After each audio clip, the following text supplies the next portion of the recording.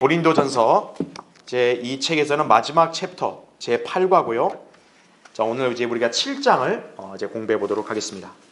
자, 여러분 먼저 81페이지 보시면요. 자, 이 책에서 제 8과의 주제를 결혼, 이혼, 재혼, 독신 생활에 관한 지침들 이렇게 기재해 놨습니다. 네. 이제 가끔 어떤 분들이 궁금해하는 경우가 있어요.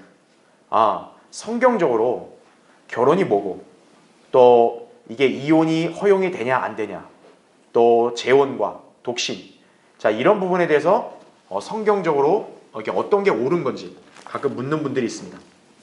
자, 그분들에게 아주 자세하고 정확하게 성경에서 제시해주는 장은 고린도전서 7장이라는 점을 우리가 잘 기억하시면 되겠습니다. 네. 자, 그래서 여러분 이제 82페이지 보시면요. 자, 결혼과 이혼의 성경적 정의다 이거죠. 네. 자, 우리 하나님의 자녀들은 모든 일들을 하나님의 말씀에 따라서 해야 됩니다. 그렇죠? 내 기분에 내키는 대로 인생의 그런 문제들을 결정하는 게 아니에요. 그렇죠? 결혼 문제도 마찬가지입니다. 결혼이나 이혼이나 이런 모든 것도 하나님께서 성경을 통해 우리에게 명령하신 대로만 하는 거예요. 네. 거기서 좌우로 벗어나면 안 된다는 얘기죠. 그렇죠? 네. 자, 그러면 이제 결혼과 이혼의 성경적 정의. 자, 이건 제가 지난 시간에 여러분에게 설명을 드렸기 때문에 그 박스칸을 보세요. 자, 성경에서 결혼이라 했을 때는 어떤 의미라 그랬죠? 남녀 간의 몸과 몸이 결합하는 것을 결혼이라고 정의를 한다 이거죠. 네. 그러니까 벌써 이것만 봐도 세상에서의 관점과 판이하게 다른 거죠. 세상은 결혼식을 올리거나 또는 혼인신고를 하면 결혼이라고 생각을 한다고요. 그렇죠? 근데 성경에는 그런 의식을 결혼이라 정의하지 않습니다. 예, 결혼은 오직 남녀가 몸을 합하는 것이에요. 창세기 2장 24절에 기록된 말씀이 진리다 이거죠. 예, 남자가 부모를 떠나서 아내와 결합해서 한 몸이 되는 게 이제 정상적인 부부요 결혼관계가 성립된 거죠. 그렇죠? 자, 그러면 이혼은 뭐겠어요? 우리가 결혼과 반대가 이혼 아니겠어요? 그렇죠? 그러니까 세상 사람들은 그냥 자기들이 마음이 안 내키지 않으면 법정으로 우리 그냥 이혼하자고 그렇게 뭐 합의하거나 소송하거나 이렇게 해서 법적인 관계가 깨지면 이혼으로 아는데, 성경에서 이혼은 뭡니까? 몸과 몸이 분리되는 거예요. 예. 우리가 성경적인 결혼이 몸과 몸이 합해지는 거라 했잖아요. 이혼은 몸과 몸이 분리되는 걸 가리킨다. 일단 여러분이 그런 개념을 갖고 자, 신약 시대에 이 결혼과 이혼에 관해서 교리적으로 어떻게 정리되어 있는지를 보겠습니다. 자, 먼저 결혼 생활 대 독신 생활인데 여러분 거기 7장 1절부터 잠깐 볼게요. 이제 너희가 내게 쓴 것들에 관해서는 자, 남자가 여자를 접촉하지 아니하는 것이 좋으나 음행하지 않기 위해 남자마다 자기 아내를 두고 여자마다 자기의 남편을 둘지니라 이렇게 말씀을 하고 있습니다. 그렇죠? 예. 그러니까 여기서도 접촉이라고 얘기했을 때 이제 기본적으로 이제 남녀가 관계를 맺는 어떤 그런 개념까지 포함을 하겠죠. 그렇죠? 안 하는 게 좋은데, 근데 중요한 게 뭡니까? 인간은 누구나 이렇게 성욕이 있고, 그렇죠? 또 이렇게 이성의 유혹이 들어왔을 때 거기에 넘어가게 되면 결국 성의 죄를 짓는다고요. 그렇죠? 대표적으로 음행과 간음이란 말이에요. 그러니까 하나님께서는 인간들에게 그 죄를 짓지 않도록 만들어 놓은 장치가 뭐예요? 결혼이라는 거죠. 예. 그래서 음행의 죄를 짓지 않기 위해서는 남자나 여자나 결혼해서 배우자를 둬야 된다 이렇게 말씀하고 있는 거예요. 그래서 이제 3절과 이제 5절에 하신 말씀 뭐냐면, 자, 어쨌든 남녀가 결혼을 했잖아요. 그렇죠? 그러면 무늬하게 살면 되겠어요? 안 된다는 거죠. 예. 요새 세상에는 저는 잘 모르겠지만 뭐 쇼윈도 부부인가? 그러니까 그냥 이름상 부부고 정작 뭐 진짜 이게 사는 거지 마는 거지 막 그런 사람들 많잖아요. 그건 비성경적이라는 얘기죠. 예. 일단 결혼한 남편과 아내, 자 82페이지 그래서 밑에 보면요, 한 몸이기 때문에 반드시 서로에게 뭐를 주어야 한다고 강조해요? 합당한 애정을 주어야 한다는 얘기죠. 예. 그러니까 하나님 보실 때 정상적인 그런 부부관계는 뭐냐면 서로 간에 애정이 가야 돼요. 그냥 어느 한편이 애정을 거부한다, 그럼 문제가 있는 거예요. 예. 자, 정상적인 육체관계에서 서로의 권리를 빼앗지 말아야 한다고 4절에 말씀하는데, 자, 왜 그러냐? 자제를 하지 못한 결과 사탄의 시험, 곧 사탄의 유혹에 걸려들 수 있기 때문이다라는 얘기죠. 예. 그래서 이 정상적인 부부관계가 중요한 거예요. 왜 그러냐면 부부관계가 정상으로 되지 않으면요, 마귀가 그 가정을 깨기 위해서 이렇게 불륜의 덫을 놓는 거예요. 예. 그래서 합당한 애정을 주라고 얘기하는 거예요.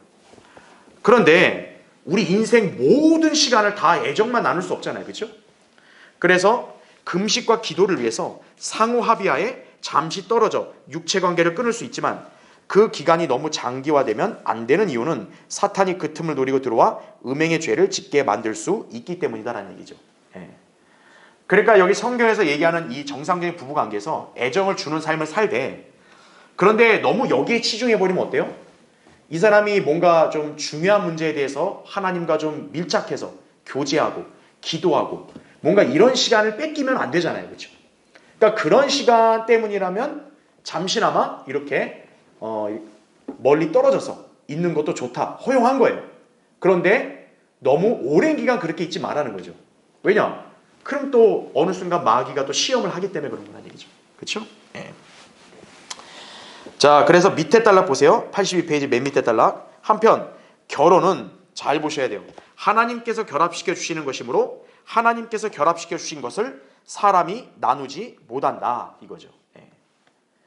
근데 이 책엔 안 나왔지만 저는 여러분에게 여기서 좀 더 자세하게 설명드릴 뭐냐, 여기 조건이 뭐예요? 하나님께서 결합시켜 주신 거죠. 그럼 여러분이 알아야 될 게, 하나님이 그분의 자녀를 믿지 않는 불신자와 결혼하는 것을 허용하실까요? 허용 안 해요. 그건 하나님이 결합시켜 주신 것이 아니에요. 그건 자기가 정욕대로 한 거예요. 예. 그건 하나님의 뜻이 아니라고요. 그러니까 여러분 여기서 전제로 달아야 될 게 뭐냐, 하나님께서 결합시켜 주실 때는 두 사람이 하나님 보시기에 자녀로서 인정되는 그러한 성도들 간의 결합이 일단 전제가 되는 거예요. 예. 만약에 성도들 간에 이렇게 참신한 믿음을 갖고 그리스도 안에서 결혼했다 이거예요. 그럼 그걸 하나님이 결합시켜 주신 거란 얘기죠. 그걸 사람이 임의로 나눌 수 없다고 이렇게 정의하고 있는 거죠. 자, 사람이 제멋대로 자기 육신의 정욕을 따라 임의로 결합하거나 임의로 나누고 결별하여 이혼해서는 안 된다는 얘기죠. 그래서 83페이지. 그러니까 성경은 특히 뭐라고 합니까? 창녀와 합해도 한 몸이라고 그랬어요. 왜요? 결혼이라는 게 육체와 육체의 결합이니까. 그렇죠? 그렇기 때문에 이 부도덕한 어떤 그런 성적인 음행의 죄, 이것은 그리스도에는 단호히 그거는 이제 피해야 된다는 얘기죠. 예. 자, 그래서 83페이지에 거기 두 번째 단락 밑줄 거 보세요. 자, 그렇다면 결혼이 왜 필요한 것인가 이거예요. 예. 자, 여러분 여기 고린도서 7장을 보면요, 바울은 결혼했어요, 안 했어요? 안 했다고요. 그러니까 사실 우리가 인간적인 안목으로 보면, 아니 결혼도 안 한 사람이 무슨 결혼돼서 왈가왈부하나 이렇게 생각할 수 있어요. 자, 그렇지만 어쨌든 성령님께서 바울을 통해서 이 서신을 기록하게 했기 때문에 이것도 하나님 말씀이에요. 그렇죠? 그런데 바울은 모든 그리스도인들이 강제적으로 다 결혼해야 된다 이렇게 명령하진 않았어요. 자, 거기 볼까요? 6절 보세요. 그래서 바울은 먼저 전제를 다는 거예요. 그러나 내가 이 말을 하는 것은 허용함에 의한 것이 아니요 명령에 의한 것이 아니니라. 나는 모든 사람이 나와 같기를 바라나, 이렇게 나오죠. 그러니까 바울은 뭡니까? 너희들이 만약 가능만 하다면 그냥 결혼하지 말고 나처럼 이렇게 독신으로 주님 섬기는 게 좋다고. 나는 바울의 개인의 바람이에요. 그렇게 되는 걸 원한다 이거예요. 그런데 바울은 그거를 우리한테 강요하는 게 아니에요.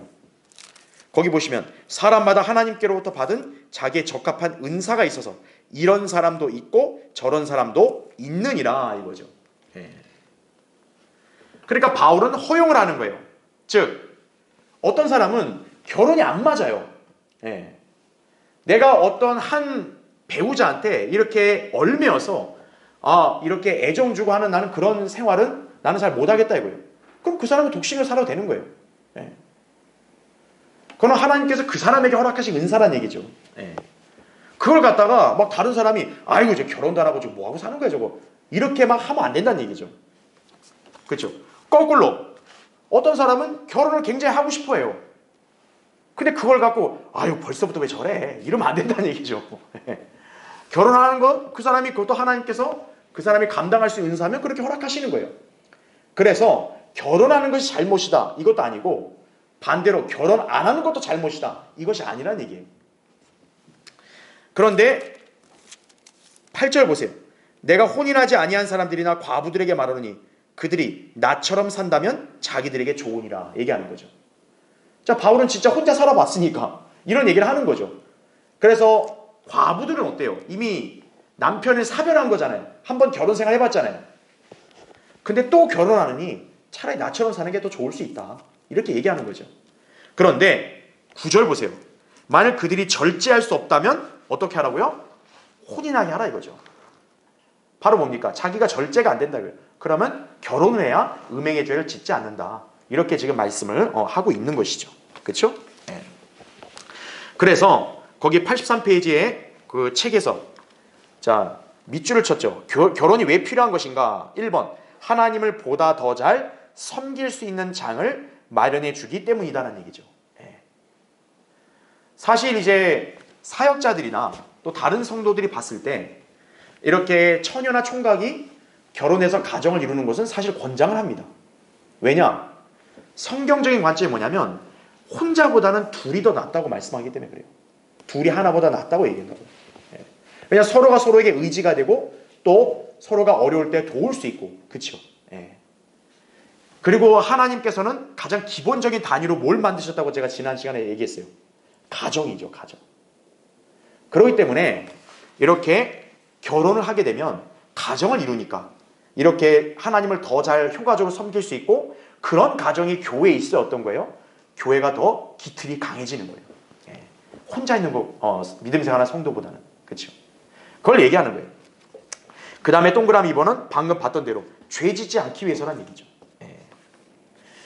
그래서 밑에 달라 보세요. 그런데 또 밑줄을 쳤죠. 만일 어떤 성도가 성적인 욕구를 자제할 수 있어서 일생 동안 음행의 죄를 피할 자신이 있다면 결혼하지 않아도 된다라는 얘기죠. 그러니까 우리가 알아야 될 게 독신이어야지 꼭 경건하고 거룩하다 이게 아니에요.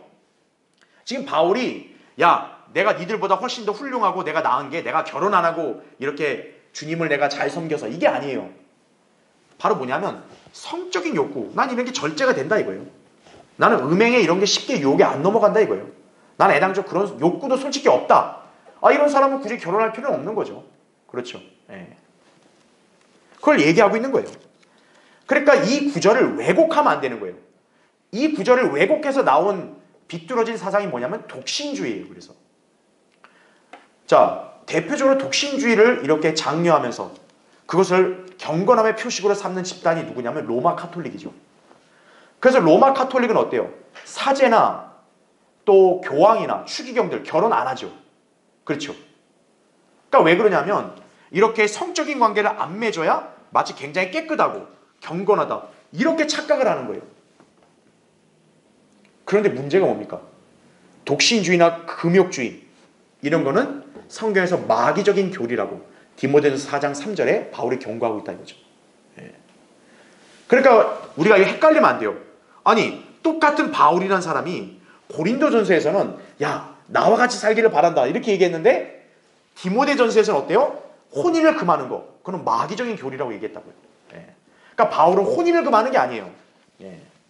다만 너희들이 성적인 욕구 이런 것들이 없이 또 자제할 수 있다면 결혼하지 않고 주님을 온전히 섬기는 게 더 좋다. 이제 이거를 얘기하는 거죠. 그러니까 이거를 오해해가지고 카톨릭은 사제들이나 모든 그런 수녀들 다 결혼 안 하잖아요. 그런데 문제가 뭐예요? 그들이 겉으로는 그렇게 금욕을 실천하는 것 같지만 보이지 않는 뒤에서는 뭐예요? 온갖 성범죄를 다 저지르죠. 제가 시간이 없어 얘기 안 하지만 미국도 어떠냐? 카톨릭 그 사제들의 그런 아동 성추행, 성범죄 이게 엄청나게 문제가 됐다고요. 미국도. 미국만 아니에요. 다른 나라 마찬가지예요. 여러분 카톨릭 뭐 이렇게 사제들하고 수녀들 이렇게 부적절한 관계 맺는 거 많아요. 그게 수면 위에 많이 드러나지 않은 것뿐이죠. 바로 뭐냐면 이 육신의 이런 어떤 욕구 이런 것들이 육신의 힘으로 결코 이렇게 죽거나 또는 이렇게 자제가 될 수 있는 게 아니기 때문에 그런 거예요. 그렇죠? 자 그러면 이 책에서도 이렇게 정리해놨지만 자, 성경에서 그럼 바울이 왜 나처럼 사는 게 좋냐고 그렇게 얘기했냐 이거예요. 그 밑에 박스칸에 보면 29절부터 33절에 나오는데 여러분 거기 잠깐 29절 보세요. 형제들아 내가 이것을 말하노니 때가 얼마 남지 않았으니 이렇게 얘기하죠. 바로 이게 바울이 이것을 권장하는 근거예요. 뭡니까? 때가 얼마 남지 않았다 이거예요. 그러니까 이제부터 아내가 있는 사람들은 어떻게 하래요? 없는 것 같이 하며, 또 우는 사람들은 울지 않는 것 같이 하고, 기뻐하는 사람들은 기뻐하지 않는 것 같이 하며, 또 물건을 사는 사람들은 소유하지 않은 것 같이 하라. 그리고 이 세상을 이용하는 자들은 다 이용하지 못할 것처럼 하라. 이는 이 세상의 형체가 사라져감이라 이거죠. 예. 세상이 영원한 게 아니라는 거죠. 예. 사라져가고 언젠가 다 없어질 거란 얘기죠. 그러니까 내가 지금 이 땅에서 누리고 있는 걸 막 이걸 이렇게 집착하는 그런 어리석은 행태란 얘기죠. 그리고 32절 보세요.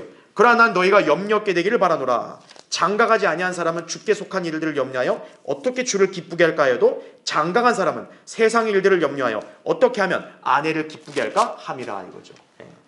이게 어떻게 보면 결혼 생활을 하게 됐을 때 자연스럽게 묶이게 되는 어떻게 보면 일종의 속박인 거죠. 왜냐하면 이제는 내가 하나님 안에서 나가 하고 싶은 계획대로 할 수 있는데 결혼하면 이제 달라지는 거죠. 상대 배우자를 위해서 살아야 되니까. 그러면서 어떻게 돼요? 염려할 거리도 더 많이 생기는 거죠. 가정을 꾸리면. 그렇죠. 자, 그런 부분 때문에 바울은 성도들이 가능하다면 혼자 사는 것도 괜찮다. 이렇게 권하고 있는 거다. 이렇게 이해하시면 돼요. 자, 84페이지 보세요. 그래서 이제 맨 위에 단락은 그겁니다.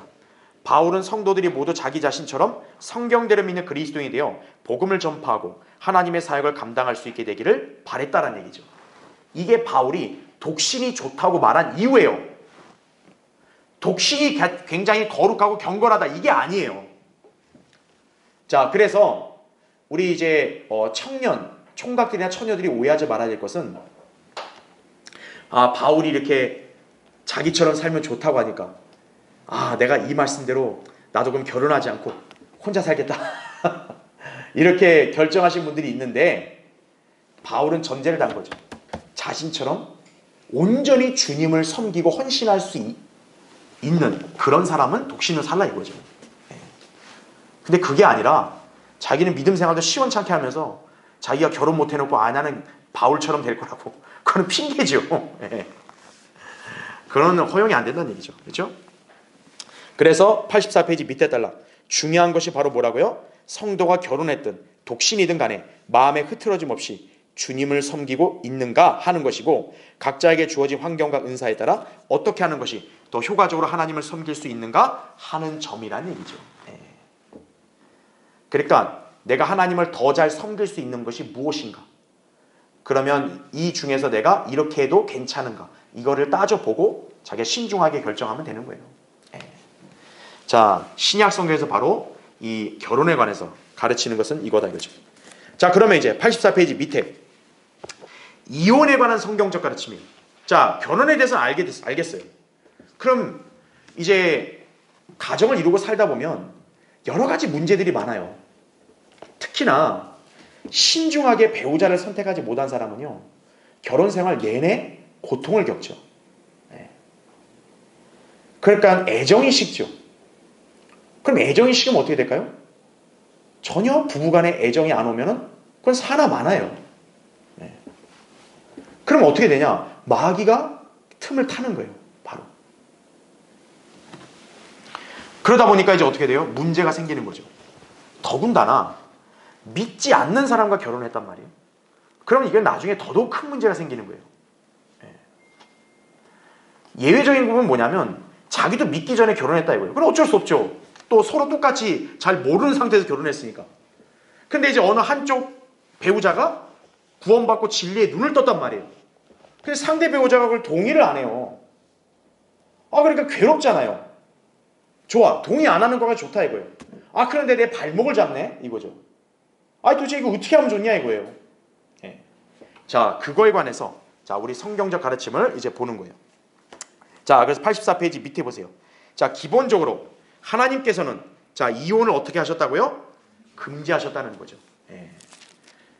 자, 세상 사람들은 자기들 멋대로 결혼하다 멋대로 이혼하고 있잖아요. 예. 근데 하나님의 기본적인 망치는 뭡니까? 이렇게 결혼을 했다 그러면은 자기 멋대로 이혼하면 안 된다는 거예요. 그래서 거기 10절 보세요. 내가 혼인한 사람들에게 명하노니 명하는 이는 내가 아니라 주시니라. 그러니까 주님 명령이다 이거죠. 아내는 자기 남편에게서 떠나지 말라. 여자가 설령 떠났다고 해도 재혼하지 말고 지내든지 아니면 남편과 화해하든지 하라. 남편도 자기 아내를 버리지 말라. 이렇게 말씀하고 있는 거죠. 예. 자, 하나님께서 결합시켜 주신 것을 사람이 임의로 나눌 수 없는 거죠. 하지만 자, 세 가지 경우에는 성경적으로 이혼이 성립된다 그랬어요. 그래서 그 84페이지 맨 밑에 보세요. 그러니까 여러분은 절대로 이혼이 안 된다. 이건 아니에요. 성경에는 이혼이 딱 적용되는 사례가 세 가지가 있어요. 자, 먼저 1번. 배우자 사별입니다. 그 근거 구절은 로마서 7장 1절부터 4절이에요. 즉 뭐냐면 남편이 살아있으면 아내는 남편과 한 몸이 됐기 때문에 이미 묶여 있어요. 그런데 남편이 죽으면 아내는 해방된다라고 나옵니다. 그러니까 거꾸로 마찬가지예요. 아내가 죽었어요. 그럼 남편이 이제 어떤 거예요? 이 한 몸이 된 결혼관계가 자동으로 이제 깨지게 되는 거예요. 왜냐, 그 한 몸을 이룬 사람이 죽었으니까. 이게 첫 번째 이혼이 적용되는 사례다는 얘기죠. 그래서 고린도서 7장 39절에도 아내가 자기 남편이 살아있는 동안에는 법에 매여 있으나 남편이 죽으면 자유롭게 되어 자기가 원하는 사람과 혼인하게 되나 주 안에서만 할 것이니라 이거죠. 그러니까 만약에 이제 그리스도인인데 부득이하게 이제 이혼이 됐다 이거예요. 그러면 더 이상 재혼하면 안 돼? 이게 아니라 재혼할 수 있어요. 다만 뭐다? 주 안에서. 즉 믿는 사람하고만 재혼해라 이거죠. 또 믿지 않는 사람하고 결혼한다 이거예요. 너무 저 사람이 이뻐 보이고 잘생겨 보이고 그러면 안 된다 이거죠. 그 다음에 동그라미 2번. 자, 언제 이혼이 적용되냐? 배우자가 음행 또는 간음했을 때 이혼이 성립이 된다는 얘기죠. 그러니까 마치 이거는 무슨 관계냐면, 자 보세요. 남자와 여자가 결합을 해서 한 몸이 됐어요. 그렇죠? 그런데 이 둘 중에 하나가 다른 이성하고 육체 결합을 해버렸어요. 그럼 이제 어떻게 되는 거예요? 이 이성과 한 몸이 돼버린 거예요. 그러니까 이 이성과 한 몸이 됐기 때문에 기존의 배우자는 어떻게 되는 거예요? 자동으로 분리가 돼버리는 거예요. 그래서 음행과 간음을 하나님이 금하시는 거예요. 결혼관계를 깨는 거란 얘기죠. 그게 죄다 이거죠. 그래서 마태복음 19장 9절에서도 음행한 연고에는 이렇게 배우자를 버리면 죄를 짓는다 말씀하는 거예요. 그러니까 예외가 뭐예요? 음행을 했으면은 자동으로 이혼이 된다는 얘기예요. 이게 두 번째 사례입니다. 자, 이것까지는 여러분이 거의 다 이해하시고 다 알 거예요. 자, 3번은 여러분이 약간 생소할 수도 있고 의아할 수도 있어요. 거기 85페이지 맨 위에 단락에 세 번째 줄 동그라미 3번. 자, 언제 또 이혼이 적용될 수 있냐면 배우자의 유기입니다. 유기. 이게 뭐냐면 믿지 않는 배우자가 자신을 버리고 도망가거나 이혼을 원할 때 바로 이혼이 어떻게 되는 거예요? 성립이 된다는 얘기죠. 자, 이게 어디 나오냐? 여러분 거기 15절 한번 보세요. 고린도서 7장 15절. 이게 근거 구절이에요. 자, 앞에서 바울이 얘기한 게 뭐냐면 아니 내 이 아내나 남편은요 믿지 않으면서 나를 자꾸 괴롭혀요. 그래도 뭐예요? 믿지 않는 사람이 야, 그럼 난 너랑 헤어지기 싫어. 너랑 살 거야. 이러면 살아야 된다 그랬어요. 그런데 15절 보세요. 그러나 만일 잘 보세요. 믿지 아니하는 자가 떠나겠다면 이거죠. 바로 이게 뭐겠어요? 너와 결혼 생활 안 하겠다는 거예요. 떠나겠다 이거예요. 그러면 어떻게 하래요? 그를 떠나게 하라. 이게 성경의 가르침이에요. 거꾸로 막 바지끄레기 잡고 안 돼, 넌 날 떠나면 안 돼 이러지 말고 믿지 않은 자가 난 떠나겠다 이거예요. 너랑 더 이상 결혼 생활 안 하고 떠나겠다. 그러면 떠나게 하라는 거예요. 형제나 자매나 그런 일에 매여 있지 아니하느니라 이거죠. 지금 여기서 결혼에 관해서 계속 바울이 강조하는 게 뭐냐면 그리스도인은 이 땅에서 필요에 의해서 결혼을 하는 거지 결혼에 때문에 거기에 얽매여 가지고 주님을 섬긴 일을 등한시하면 안 된다는 얘기예요. 그러니까 바로 이거예요. 형제나 자매나 그런 일에 매여 있지 않는다는 얘기죠. 이게 떠나겠다네.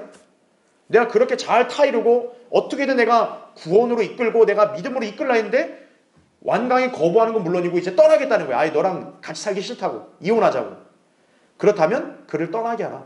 이게 성경의 가르침이에요. 거기에 매여 있지 마라 이거죠. 그러나 또 바울이 여기다 단서를 납니다. 하나님께서는 우리를 뭐로 부르셨대요? 화평으로 부르셨다 이거죠. 그러니까 여러분이 이 구절의 의미를 잘 알아야 되는 거예요. 즉 뭐냐면 이 사람이 어느 순간 내가 보니까 꼴 보기 싫어요. 근데 내가 믿음을 제대로 찾았고 이 사람 안 믿는데 아이고 잘 됐다 야. 야 이참에 그냥 바로 갈라지자. 이렇게 해버리면 안 된다는 얘기죠. 그럼 벌써 속이 보이잖아요. 정말로 내가 내 배우자를 위해서 사랑하고 내가 그 사람이 구원받기 위해서 내가 최선을 다하겠다 이거예요. 그런데 그럼에도 불구하고 그거를 끝까지 뿌리치고 난 너랑 이제 안 살겠다고 아예 그냥 이혼을 막 추진해버리고 밀어붙인다 이거예요. 그러면 그거에 대해서 싸우고 가타부타 하지 않고 떠나게 하라 이거예요. 그냥 본인이 그렇게까지 원하게 하면 떠나게 하라 이거예요. 이게 성경의 가르침이라고요. 자, 이상 세 가지 이유가 성경적으로 이혼이 성립이 되는 거예요. 그러면 이제 이 세 가지가 되면 어때요? 이제 그 그리스도인은 재혼을 해도 무방하다는 얘기예요. 자, 그러면 85페이지의 밑에 단락이 뭐냐? 만약에 아까 제가 설명한 거예요. 근데 이제 믿지 않는 아내나 남편이 자기 믿음 생활 아주 끝까지 방해하면서도 아니 난 당신하고 끝까지 살 거야. 그럼 어떻게 될 거예요? 살아야 된다 이거예요. 성경에서는. 됐어. 너는 믿음이 다르니까 너는 나하고 살 가치가 없어. 야 당장 빨리 여기 서명해라. 이러면 안 된다는 거예요. 이 사람이 믿지 않는 사람이라 해도 난 당신하고도 살 거야. 그러면 살아야 돼요. 그걸 얘기하고 있는 거예요.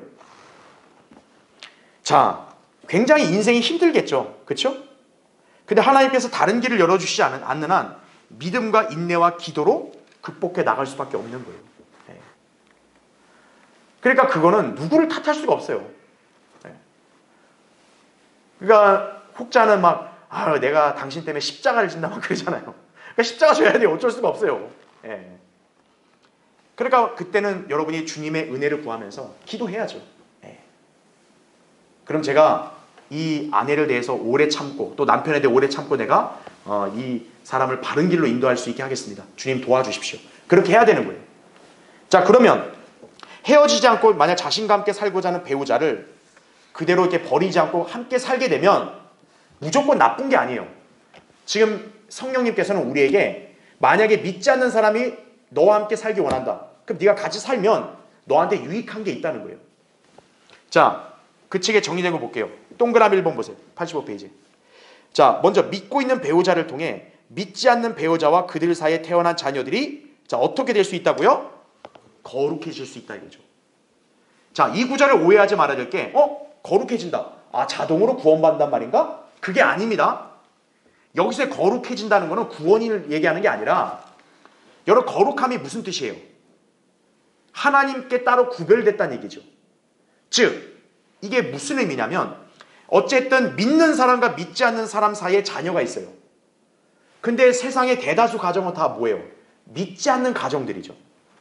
그러면 그 가정들과 비교해 봤을 때 하나님이 보실 때는 다 믿지 않는 마귀의 자식들이고 이 가정은 어때요? 그 중에 한 명은 하나님의 자녀가 있는 거죠. 그러니까 상대적으로 볼 때 어때요? 더 하나님 보실 때는 구별이 되는 거죠. 그래서 거룩해진단 말을 하는 거예요. 그게 첫 번째고 그 다음 동그라미 2번 보세요. 밑에 자녀들이 어떻게 된다고요? 깨끗하게 된다고 말합니다. 자, 이거 역시도 무슨 죄사함 받는다 이 뜻이 아니에요. 즉 뭐냐면 자, 그리스도인 배우자는 어때요? 하나님을 두려워하고 성경대로 행하잖아요. 자, 그 사람이 딴짓을 할 수 있겠어요? 여러분 두 집 살림 같은 거 하겠어요? 안 한단 말이에요. 오히려 그리스도인 배우자는 어때요? 믿지 않는 배우자라 해도 더 많이 인내하고 양보하고 그쵸? 배려하고 사랑하고 이렇단 말이죠. 자, 자녀들이 그거를 보게 되면 어떻게 되겠어요? 자녀들이 그걸 보면은 오히려 덕이 되는 거죠. 야, 우리 아버지 또는 우리 엄마한테 대단하구나. 저렇게까지도 참 이렇게 아빠나 엄마를 사랑하는구나. 그렇게 배우게 된다는 얘기죠. 그러면서 어떻게 돼요? 그리스도인 배우자가 있는 가정에서는 불륜이라는 게 일어날 수 없겠죠. 그렇죠. 그러니까 그 가정에서 자란 자녀들도 어때요? 이렇게 탈선해가지고 이렇게 성적인 죄 이런 거 짓지 않는다는 얘기죠. 자, 그 부분을 얘기한다. 이렇게 이해하시면 돼요. 그 다음에 86페이지. 자, 이것이 기본적인 이유지만 더 큰 이유가 있어요. 동그라미 3번. 왜 믿지 않는 사람과 같이 살 때 내가 어떤 점이 유익할 수 있냐면, 자, 여러분 이것도 잘 기억하셔야 돼요. 믿지 않는 남편이나 아내를 뭐 할 수 있는 기회가 주어져요? 그렇죠. 구원할 수 있는 기회가 주어지는 거예요. 예. 여러분 한 사람의 혼이 얼마나 귀해요. 그렇죠. 근데 어쨌든 뭡니까? 같은 가정에서 생활했다면 외부의 그 나를 모르는 사람보다는 어쨌든 가깝잖아요. 내가 말을 하기가 더 유리하다고요. 그렇죠. 더군다나 배우자는 어때요? 정말 나랑 거의 모든 걸 다 알고 지낸 사람 아니겠어요? 그러니까 그 사람을 내가 복음을 전해서 구원할 수 있는 기회가 나에게 있다는 얘기죠. 근데 내가 그런 기회를 박차고 그냥 강제로 이혼해서 그냥 내쫓아버려요. 그럼 만약에 그 사람은 밖에 나간다고 하면 누가 그 사람한테 복음을 전하기가 쉽겠어요? 그렇죠. 불행한 거라고요. 그래서 오히려 어떤 거예요? 믿지 않는 사람이 만약 같이 살고 싶다면 그 사람을 구원할 기회로 여기고 인내하면서 기도하라 이거죠. 그게 16절 말씀이에요. 오 아내여 내가 내 남편을 구원할지 어찌 알겠으며 오 남편이여 내가 내 아내를 구원할지 어찌 알겠느냐 이거죠. 성경대로 믿는 배우자가 만약 있다 이거예요. 그 가정에. 그럼 그 가정은 가능성이 있어요. 그 사람이 믿음을 지키고 진리 안에 딱 견고하게 서 있죠. 그렇게 되면요. 세월이 얼마큼 흐를지는 각 가정마다 다르겠지만 하나님께서는 그 사람을 통해서 그 가정을 변화시킬 수도 있는 거예요. 예. 그래서 지금 힘들어도 지금 나홀로 이렇게 믿음을 지키고 생활하시는 우리 형제님과 자매님은 항상 이것을 위로를 삼고 인내하면서 기도하고 그 배우자가 진리 안에 들어올 수 있도록 그렇게 기회를 잘 선용해야 된다 이거예요. 예. 자, 밑에 달라 보세요. 한편 믿지 않는 배우자가 떠나려고 한다면, 자 아까 제가 얘기했죠. 유기한다고 한다면 떠나게 하라 그랬죠. 그런데 하나님께서 성도들을 화평으로 부르셨다는 사실을 기억해야 한다는 거죠. 자, 이건 세 가지로 적용할 수 있습니다. 자, 그 중간 단락에 동그라미 1번 보시면 믿지 않는 배우자가 헤어지지 않겠다고 하면 헤어지지 말고 가정을 온전히 지키는 가운데 배우자를 진리로 이겨오는 일에 더욱 힘써서 그 배우자를 하나님과 화해할 수 있는 역할을 수행하라는 의미다라는 얘기죠. 예. 자, 나는 괜찮아요. 근데 내 배우자는 만약 구원받지 않았으면 하나님과 지금 원수 관계잖아요. 그런데 내가 그 사람에게 복음을 전해서 내 배우자가 구원받았어요. 그러면 이 배우자는 하나님과 지금 화해한 거잖아요. 그 중재를 누가 한 거예요? 내가 한 거죠. 그렇죠. 하나님은 바로 화평을 부르셨다는 얘기예요. 그냥 동그라미 2번. 믿지 않는 배우자가 헤어지려고 하면 연연하지 말고 헤어짐으로써 하나님 안에서 더욱 화평한 마음을 유지하라는 뜻이에요. 예. 자, 성도들이 진정으로 누리는 화평은 뭡니까? 하나님과 함께하는 화평이죠. 사실. 그렇죠.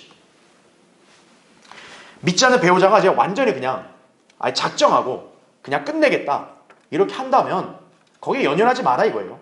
예. 비록 가슴이 아프고 또 이렇게 안타깝다 할지라도 하나님 안에서 믿음으로 화평을 유지하라 이거예요. 그냥 동그라미 3번 어떤 의미가 있냐? 남편과 아내 모두 믿는 성도라면 헤어진다는 생각은 추호도 하지 말고 오직 하나님 안에서 모든 갈등을 해결하고 서로 화평을 유지해 나가라는 의미다라는 얘기죠. 예. 특히나 남편과 아내가 모두 성경 들으면 교회 나온 사람이에요.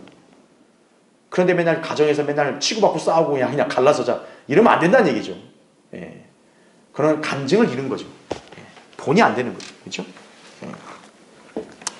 자, 우리는 이것을 잊어서는 안 된다 이거죠. 그래서 17절부터 24절은 부르심에 관한 어떤 원리를 얘기하고 있는 거예요. 즉 뭐냐면 하나님이 어떤 사람은 어렸을 때부터 구원받도록 부르셔가지고 이 사람은 교회 안에서 올바르게 성장하면서 화평 가운데서 지내고 또 믿는 사람 배우자를 만나 결혼하고 이런 가정도 있어요. 근데 반면에 어떤 가정에 어떤 분은 나이 들어가지고 늦게 진리를 안 거예요. 그러다 보니까 어떤 거예요? 가끔 보면 젊은 사람 부러워할 때가 있다고요. 내가 또 저런 나이인데 알았으면 내가 이렇게 인생을 헛살지 않고 이렇게 시행착오 안 겪을 텐데 이렇게 안타까움을 표하는 사람도 있어요. 근데 중요한 건 뭡니까? 여기서 하나님 하신 말씀은 네가 그걸 갖고 비교하지 말고 하나님이 너를 부르신 그 부르심 안에 거하라는 거예요. 예. 어릴 때 부르심 받으면 그 안에서 하면 되고, 나이 들어서 이렇게 부르심 받았다 그럼 그 부르심 안에서 이렇게 하나님과 함께 섬기고 행하라는 거예요. 예. 불평하지 말라는 거죠. 예. 아, 내가 이런 환경이니까 나는 믿음을 못 지키겠습니다. 그러지 말라는 거죠. 예. 어쨌든 어떤 환경에서든 중요한 게 뭐예요? 내가 주님을 알았다는 게 중요한 거죠. 내가 진리에 눈 떴다는 게 중요한 거지 환경이 중요한 게 아니라는 거죠. 예. 그래서 우리가 기억을 해야 된다는 얘기죠. 예. 자, 나머지 한번 읽어보시면 됩니다. 그 다음에 이제 재혼 생활 대 독신 생활이에요. 87페이지 보세요.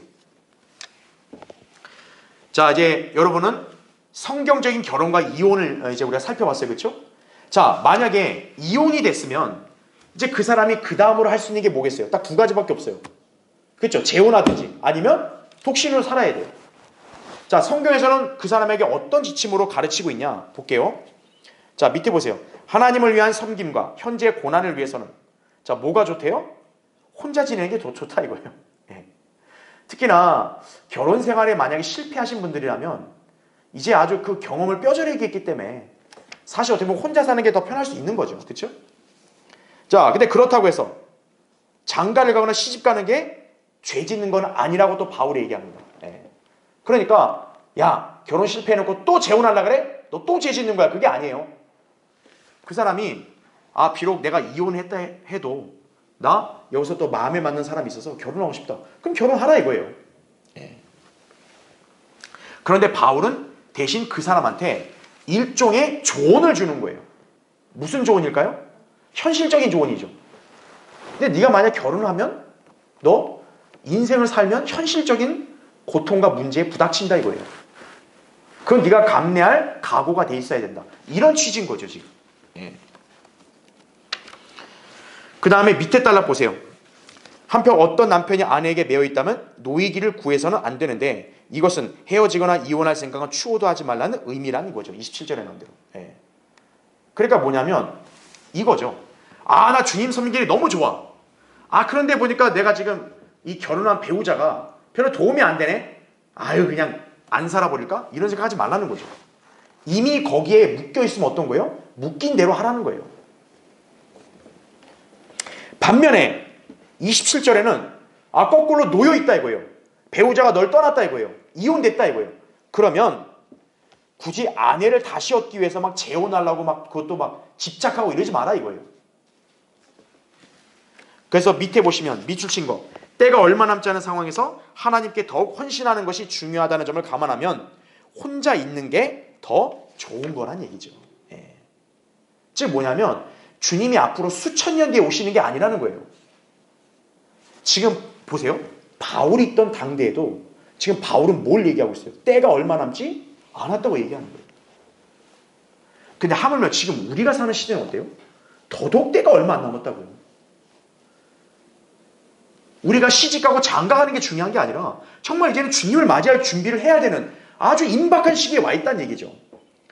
그러니까 바울이 궁극적으로 강조하는 게 뭐냐면 지금 결혼, 이혼, 내가 재혼 이거에 대해서 너희들한테 가르치고 있지만 이 한 가지에 너무 집착하지 마라 이거예요. 이거는 부수적인 거고 가장 중요한 게 뭐라는 거예요? 때가 얼마 남지 않은 이때 너희들이 헌신하는 게 중요하다는 거예요. 그렇기 때문에 지금 결혼하고 상태에 있으면은 아, 내가 차라리 결혼 안 하고 혼자 살았으면 더 좋았을 텐데 그런 생각으로 연연하고 하지 마라 이거예요. 반대로 이혼이 됐다 이거예요. 그러면 막 옛날에 그 결혼 생활에 대해서 막 후회하면서 막 통탄하고 그런데 시간 쓰지 말고 지금 그 상태에서 빨리 주님을 섬겨라 이거예요 지금. 예. 그래 여러분 거기 34절 35절 한번 보세요. 거기 7장.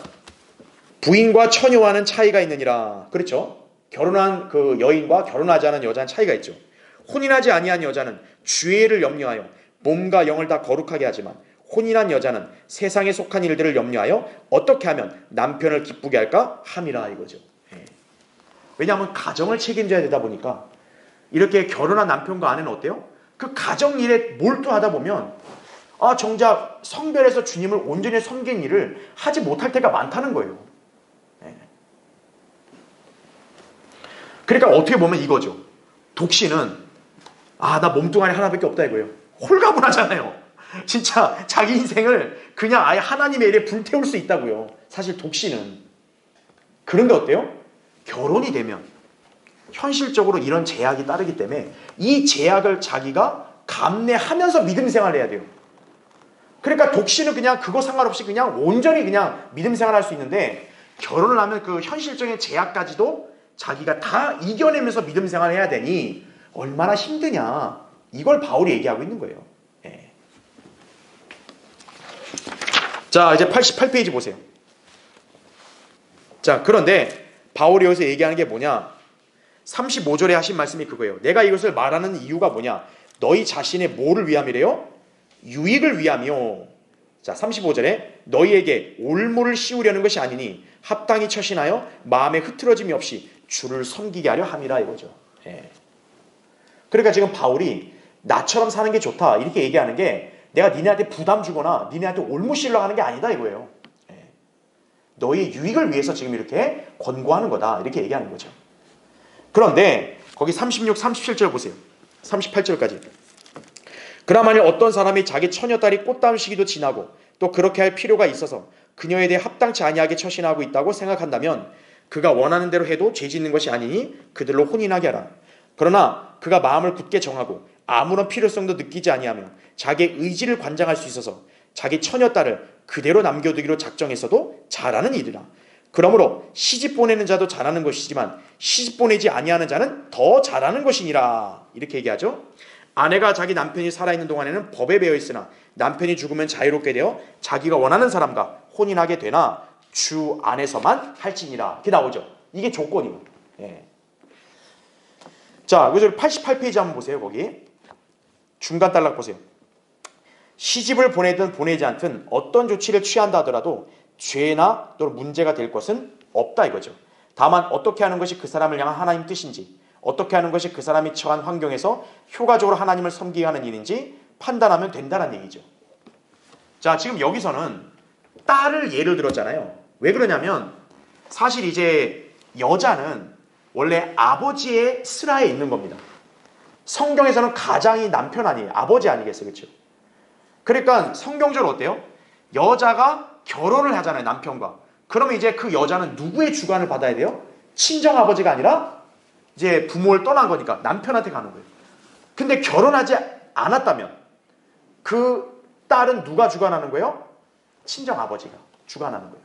그게 성경적이라고요. 그래서 지금 여기서 예를 든 것도 바울이 딸을 둔 부모를 예를 든 거예요. 만약에 아버지가 보니까 내 딸이 처녀인데 보니까 얘가 이렇게 시집을 안 가면 안 되겠다 이거예요. 그럼 어떻게 하라는 거예요? 시집 보내라는 거죠. 그렇죠. 그런데 거꾸로 아까 우리 읽었던 대로 37절에 자기 딸이 보니까 마음이 아주 굳건해요. 아빠 저는 시집 안 가도 돼요. 난 그냥 이 상태에서 하나님 믿고 나 안에서 생활하는 게 난 좋아요. 그리고 나는 이렇게 뭐 이성관계 이런 애정나 이런 거에 대해서 굳이 이렇게 관심도 없어요. 이 사람이 딱 아주 확고해요. 그럼 어떻다는 거예요? 억지로 시집 보낼 필요가 없다는 거죠. 그냥 놔두라 이거죠. 그걸 얘기하고 있는 거예요 지금. 그러니까 지금 우리가 이 7장을 면면히 보게 되면 바울은 지금 결혼에 대해서 보통 어떤 관점을 갖는 거예요? 이거를 꼭 해야 된다고도 아니고 하지 말라도 아닌 거예요. 그 사람의 어떤 은사와 환경에 따라 처신하라 이거죠. 그걸 얘기하는 거예요. 다만 조건이 뭐예요? 하나님을 더 잘 섬기고 헌신할 수 있는 환경을 택하라는 거죠. 결혼하면 너 더 잘할 수 있다. 그럼 결혼하라 이거예요. 근데 결혼하지 않는 게 더 좋다. 그러면 결혼하지 않는 것도 좋다 이거죠. 자, 그래서 88페이지 맨 밑에 보세요. 이건 이제 읽었으니까 넘어갈게요. 89페이지. 자, 만약 자유롭게 되었다 이거예요. 그러면 어떻게 돼요? 재혼하지 말고 혼자 사는 게 좋다 이거예요. 그렇죠? 왜냐하면 어쨌든 성경에서는 결혼과 이혼이 엄격하잖아요. 그러니까 결혼 생활에서 막 호되게 고통당한 사람이 어쨌든 성경적으로 이혼이 됐어요. 얼마나 홀가분하겠어요. 그러니까 굳이 다시 또 고통으로 들어가지 마라 이거죠. 그런데 내가 이혼을 했어도 나는 결혼해서 살고 싶다 이거예요. 그럼 어떻게 해요? 재혼하라는 거예요. 재혼이 안 된다가 아닙니다. 재혼하라는 거예요. 다만 조건이 뭐예요? 거기 39절 끝에 아까 봤죠? 어디 안에서만 하라고요? 주 안에서만 하라 이거죠. 즉 그리스도 안에 있는 형제 자매하고 재혼하라 이거죠. 예. 또 믿지 않는 사람하고 재혼하지 말고, 그게 재혼을 허용하시는 명령이다. 그걸 여러분이 이해하시면 된다 이거죠. 예. 그래서 89페이지에 거기 밑줄 친 것만 보면 사실상 초혼이든 재혼이든 구원받은 그리스도인과 결혼하는 것이 성경적 원칙이라는 거죠. 고린도서 6장 14절이 뭡니까? 믿지 않는 자들과 멍에를 같이 매지 말라고 했어요. 여러분, 인생에서 멍에를 같이 매는 관계가 뭡니까? 결혼관계죠. 부부관계죠. 예. 두 사람이 어쨌든 묶이면 어때요? 함께 가야 되는 거예요. 그러니까 믿지 않는 사람과 멍에를 같이 매면 굉장히 고통스러운 거예요. 예. 그래서 결혼은 굉장히 신중해야 된다는 얘기죠. 바로 뭡니까? 일단 구원받은 그리스도인, 똑같은 하나님의 자녀끼리 해야 되는 거예요. 그게 성경적 원칙이라는 거죠. 자, 밑에 박스카는 이제 락카우 목사님이 그 주석서에다 기술한 내용인데, 이렇게 바울은 지금 혼자 이렇게 독신으로 있으면 주님 잘 섬길 수 있다 얘기하잖아요. 근데 꼭 그런 거 아니다 이 얘기를 합니다. 그래서 이제 락카우 목사님은 종종 바울을 누구랑 비교를 하냐면 욥과 비교를 해요. 욥. 여러분이 볼 때는 신약 성경에서는 사도 바울이 고난을 견딘 최고의 성도로 우리가 보통 간주하잖아요. 그렇죠? 근데 구약에서는 고난을 잘 인내로 이겨낸 사람이 누굽니까? 욥이죠. 여러분, 욥과 바울을 한번 비교해 보면 누가 더 이렇게 인내가 대단할까요? 락카우 목사님은 욥의 소를 들어줍니다. 왜냐하면 바울은 결혼해 본 적이 없잖아요. 그렇죠? 그래서 바울은 자식이 없었죠. 그렇죠? 그런데 여러분, 욥은 어떤 고통까지 겪었죠? 한날 한시에 자기 자식들 10명이 다 죽어버렸죠. 여러분, 부모 입장에서 자식이 죽은 것만큼 고통이 어디 있어요? 예. 그것도 이 자식들이 뭐 특별히 잘못한 게 아니라 그냥 한날 한시에 다 죽어버린 거예요. 10명이 그냥 한 번에. 여러분이 욥의 입장이라면 그거 견디겠어요? 그거? 부모는 진짜 삶의 욕을 잃어버리는 거예요. 그게 자녀를 잃는 게. 근데 욥은 어때요? 그랬을 때도 자기가 하나님을 송축하죠. 오히려 욥이. 바울은 어때요? 자식을 잃은 고통을 알까요? 모르죠. 그렇게 봤을 때 욥이 더 훌륭한 사역자다, 이렇게 락카우 목사님 보통 설명한다 이거죠. 자, 어쨌든 자, 여러분 이제 90페이지 보세요. 락카우 목사님이 당부하는 게 뭐냐면, 바울처럼 내가 진짜 가정 없이 독신이었으면 나 주님 더 잘 섬길 수 있었다, 그렇게 생각하지 말라는 거죠. 예. 거꾸로 이렇게 결혼해서 안정적인 가정이 있으면 내가 더 잘 헌신하고 섬길 텐데, 그런 생각도 하지 마라 이거죠. 예. 즉 뭡니까? 어떤 경우든 자기의 마음먹기에 따라 달린 거예요.